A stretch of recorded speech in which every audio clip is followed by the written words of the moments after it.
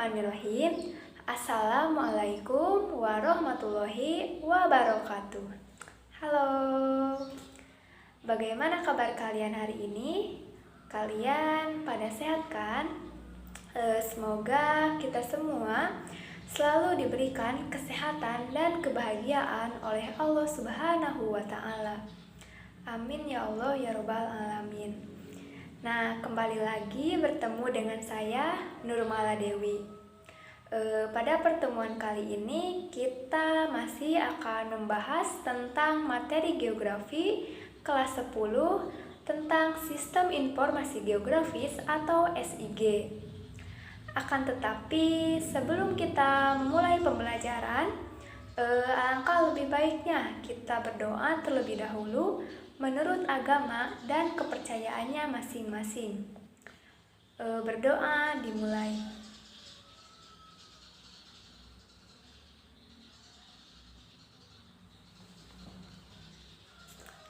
Berdoa dicukupkan. Nah, mudah-mudahan dengan berdoa, maka kita semua diberikan kemudahan untuk menyerap apa yang akan kita bahas pada pertemuan kali ini.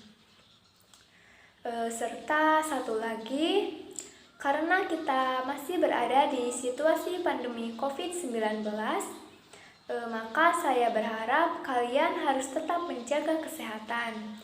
Kalian harus tetap menjaga daya tahan tubuh, sehingga kita semua dapat terhindar dari wabah virus COVID-19. Serta yang terakhir, jangan lupa patuhi protokol kesehatan ya. Nah, begitu. Oke, pada pertemuan kali ini kita masih akan membahas tentang materi Sistem Informasi Geografis atau SIG. Oke, pada pertemuan kali ini kita akan membahas tentang kompetensi dasar 2, yaitu pengetahuan dasar pemetaan, penginderaan jauh, dan Sistem Informasi Geografis atau SIG. Lalu untuk kompetensi dasarnya itu yaitu yang pertama, memahami dasar-dasar pemetaan, penginderaan jauh, dan Sistem Informasi Geografis atau SIG. Kemudian untuk pertemuan kali ini saya akan memfokuskan materi tentang subsistem ataupun tahapan-tahapan kerja dalam Sistem Informasi Geografis atau SIG. Lalu ada pemanfaatan Sistem Informasi Geografis, serta yang terakhir itu akan membahas materi tentang kelemahan dan kelebihan dari Sistem Informasi Geografis atau SIG. Saya berharap setelah kalian mempelajari materi tentang Sistem Informasi Geografis atau SIG ini, kalian dapat memahami bagaimana subsistem ataupun tahapan-tahapan kerja dari Sistem Informasi Geografis atau SIG. Lalu kemudian kalian juga dapat mengetahui apa saja sih pemanfaatan dalam Sistem Informasi Geografis atau SIG. Serta satu lagi, kalian juga mengetahui bagaimana sih kelemahan dan kelebihan dari Sistem Informasi Geografis ini. Nah, pada pertemuan kali ini, poin pertama yang akan saya jelaskan yaitu mengenai subsistem ataupun tahapan-tahapan kerja dari Sistem Informasi Geografis atau SIG. Nah, SIG ini dapat merepresentasikan dunia nyata ke dalam layar monitor sebuah komputer.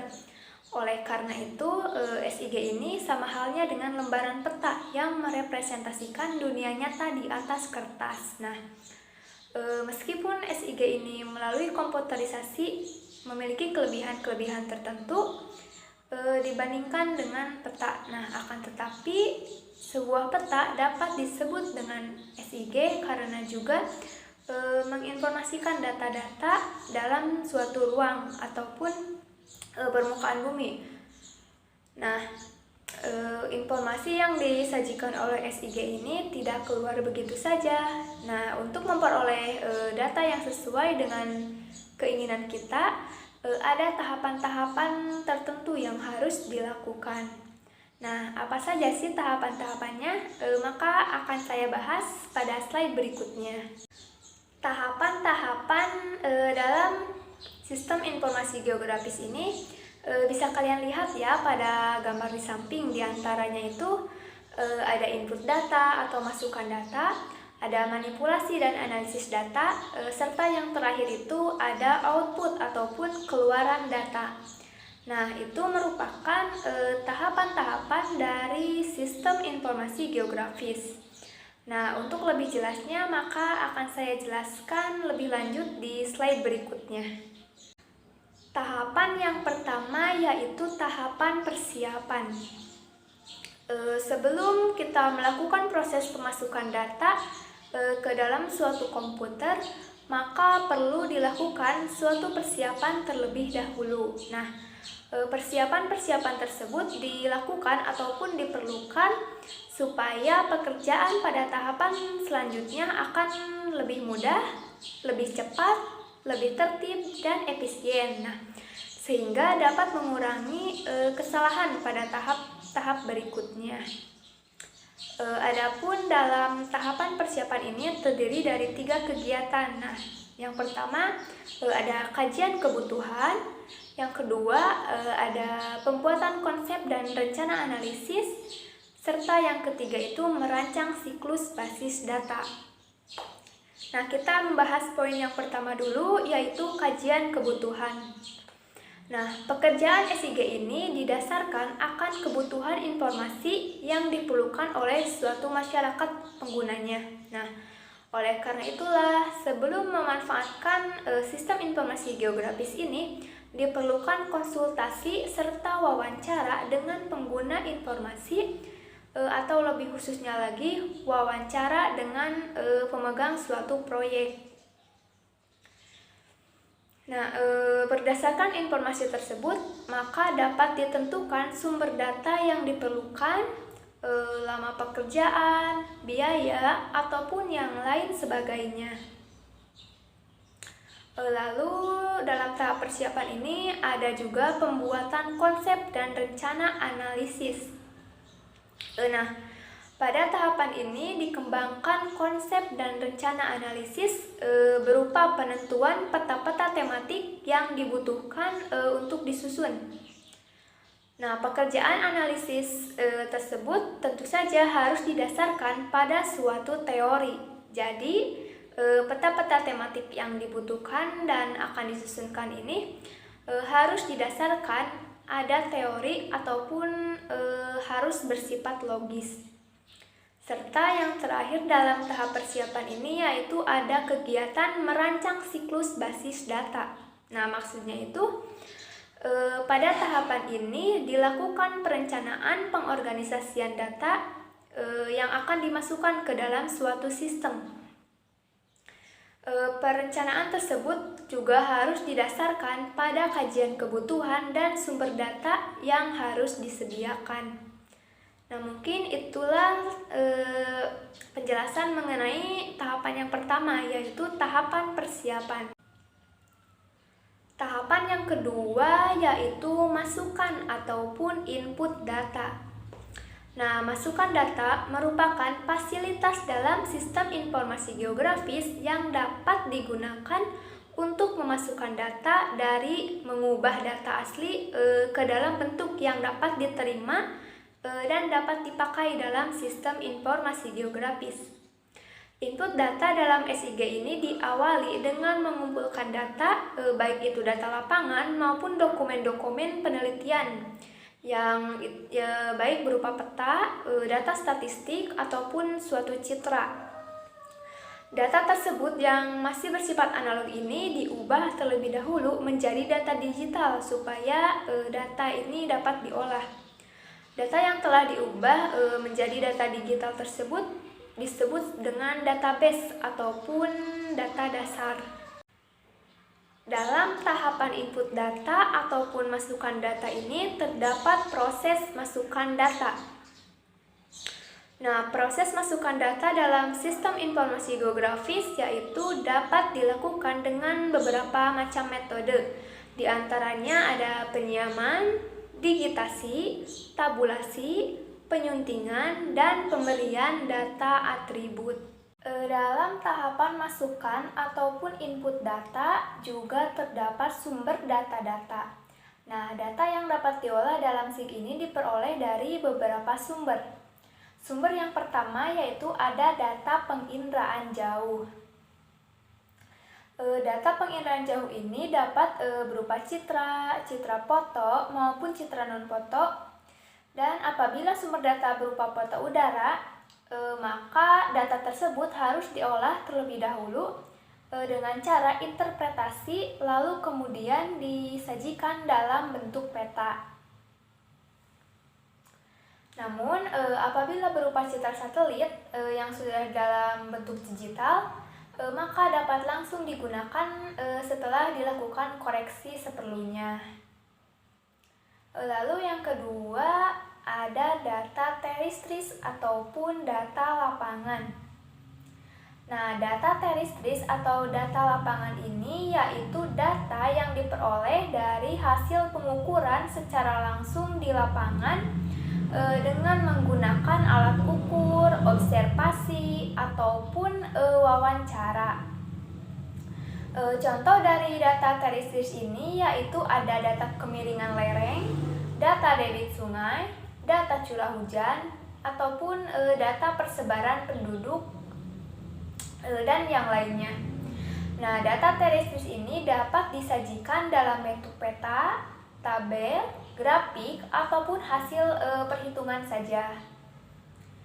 Lalu yang berikutnya ada data peta. Nah, data peta ini merupakan data yang sudah dalam bentuk peta yang sudah siap digunakan. Guna keperluan SIG ini, melalui komputerisasi, data peta dalam peta ini dikonversi ke dalam bentuk digital.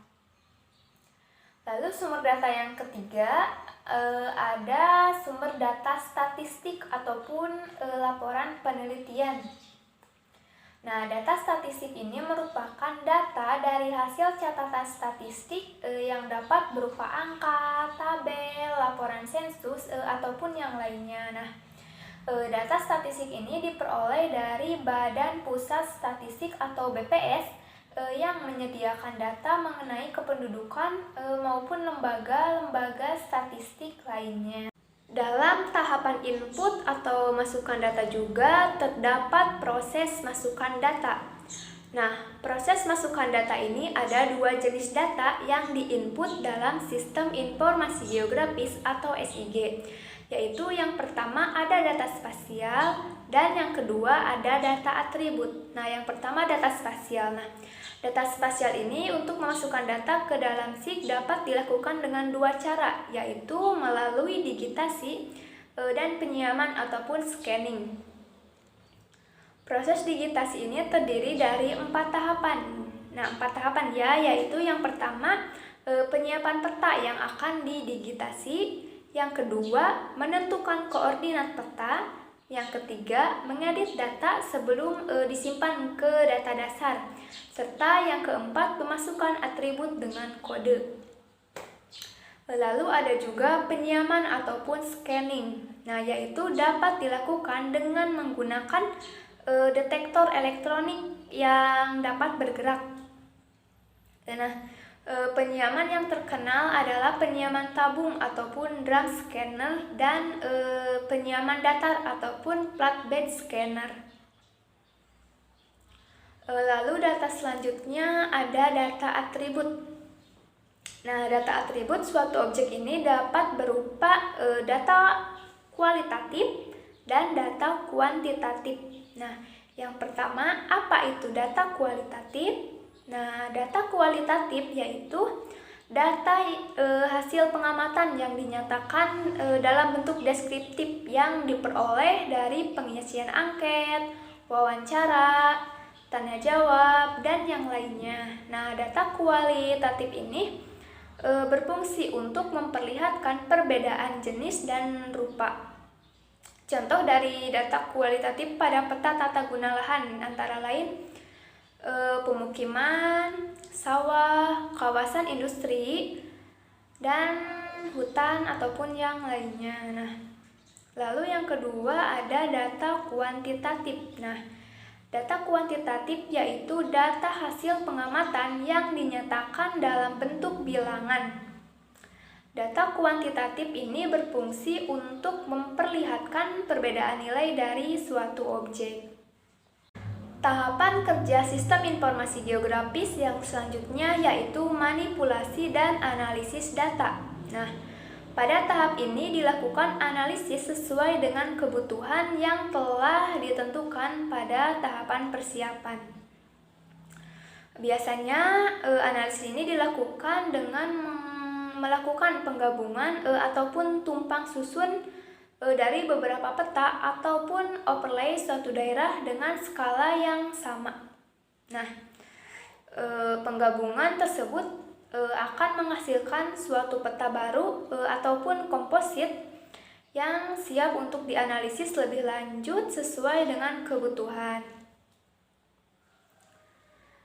Pada tahapan ini juga sistem informasi geografis berfungsi untuk menyimpan, menambah, mengurangi, mengedit, memanipulasi, dan menganalisis data yang dipergunakan setiap saat.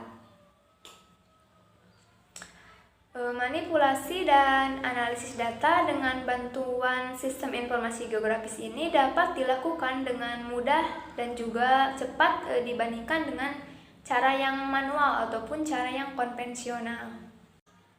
Tahapan kerja yang ketiga ataupun tahapan yang terakhir yaitu output data ataupun keluaran data.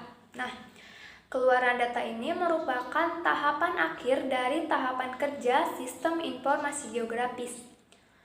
Subsistem keluaran merupakan penyajian data yang berfungsi untuk menayangkan informasi ataupun hasil analisis data geografi informasi yang dihasilkan.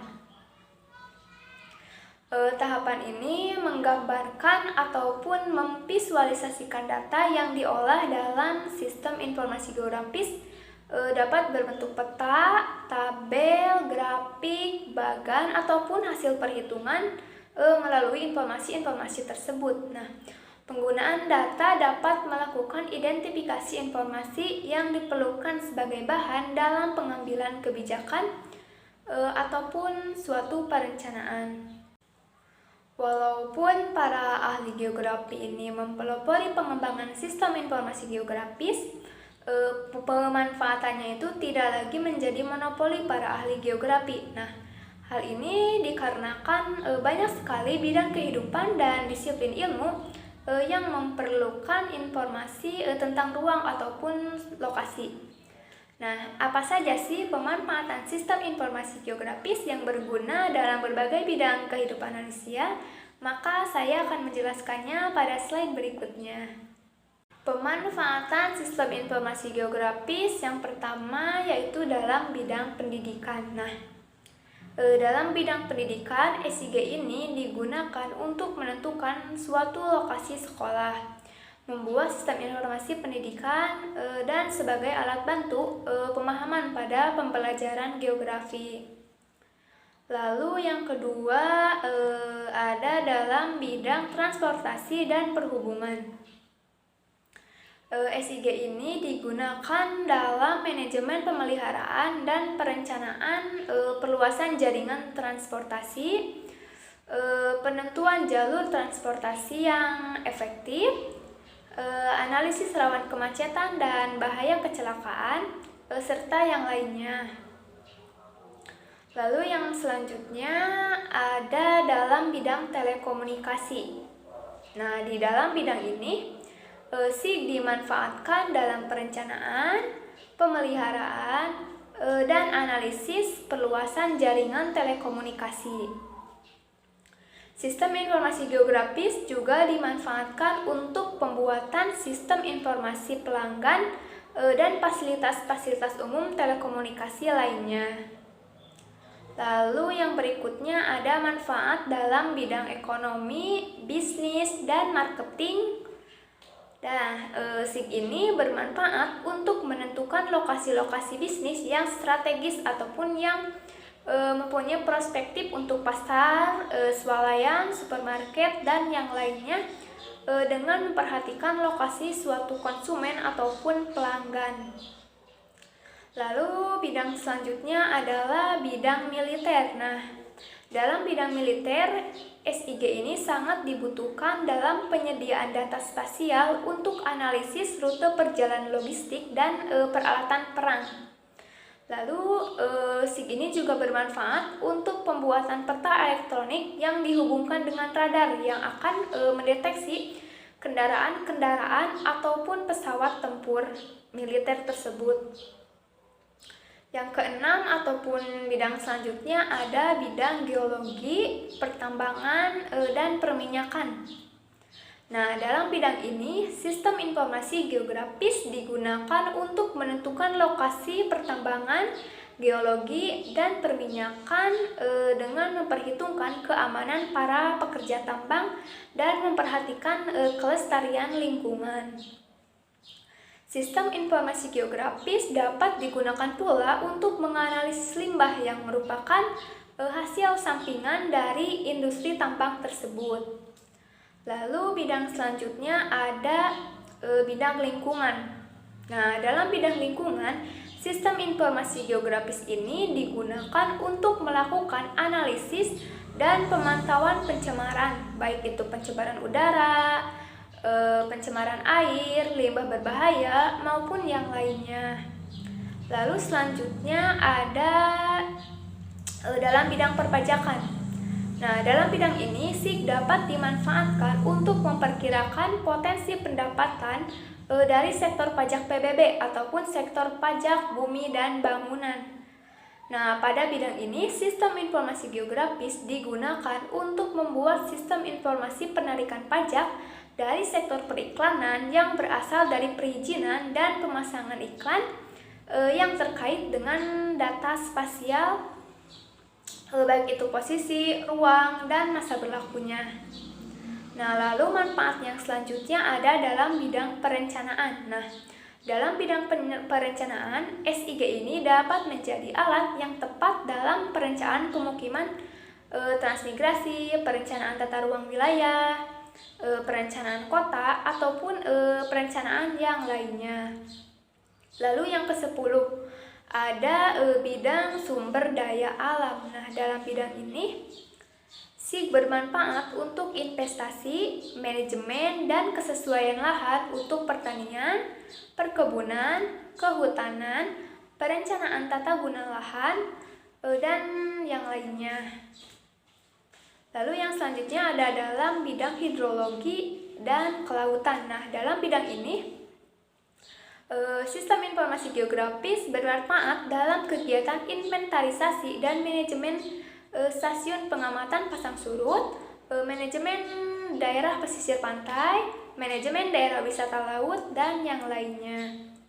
Lalu pemanfaatan yang terakhir yaitu ada dalam bidang utilitas. Nah, dalam bidang ini, sistem informasi geografis dapat digunakan dalam inventarisasi dan manajemen informasi jaringan pipa air minum, sistem informasi pelanggan perusahaan air minum, serta perencanaan dan perluasan jaringan pipa air minum, dan fasilitas-fasilitas umum lainnya. Nah, mungkin itulah beberapa manfaat yang berguna bagi kehidupan manusia di dalam berbagai bidang yang digunakan. Sistem informasi geografis atau SIG ini sebagai satu kesatuan sistem yang saling bekerja dalam menghasilkan berbagai bentuk data digital, memiliki kelemahan dan kelebihan. Nah, apa saja sih kelemahan dan kelebihan dari sistem informasi geografis ini? Maka akan dibahas pada slide berikutnya. Nah, yang pertama ada kelemahan. Nah, kelemahan SIG ini dapat kalian lihat pada tabel di samping ya. Nah, diantaranya yaitu yang pertama, membutuhkan sumber daya manusia atau SDM yang tinggi dalam bidang TIK. Lalu yang kedua, karena sistemnya besar sehingga sulit untuk mengaturnya. Yang ketiga, mempermudah terjadinya plagiat ataupun plagiasi.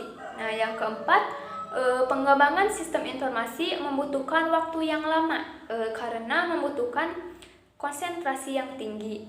Serta yang kelima, membutuhkan waktu untuk pelatihan bagi operator dan programmer. Nah, mungkin itulah beberapa kelemahan dari sistem informasi geografis atau SIG. Adapun kelebihan-kelebihan dari sistem informasi geografis bisa kalian lihat pada tabel di samping ya. Nah, diantaranya yang pertama, data dapat dikelola dalam format yang jelas.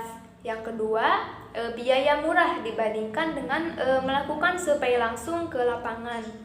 Serta yang ketiga, data dapat dipanggil kembali dan dapat diulang dengan cepat dan tepat. Yang keempat, data spasial dan data non-spasial ini dapat dikelola secara bersamaan. Serta yang kelima, analisis data dan perubahan data dapat dilakukan secara efisien. Lalu kelebihan yang keenam, data yang sulit ditampilkan secara manual dapat ditampilkan dengan pembuatan gambar 3 dimensi. Lalu yang ketujuh, data sistem informasi geografis ini dapat digunakan untuk pengambilan keputusan secara cepat dan tepat.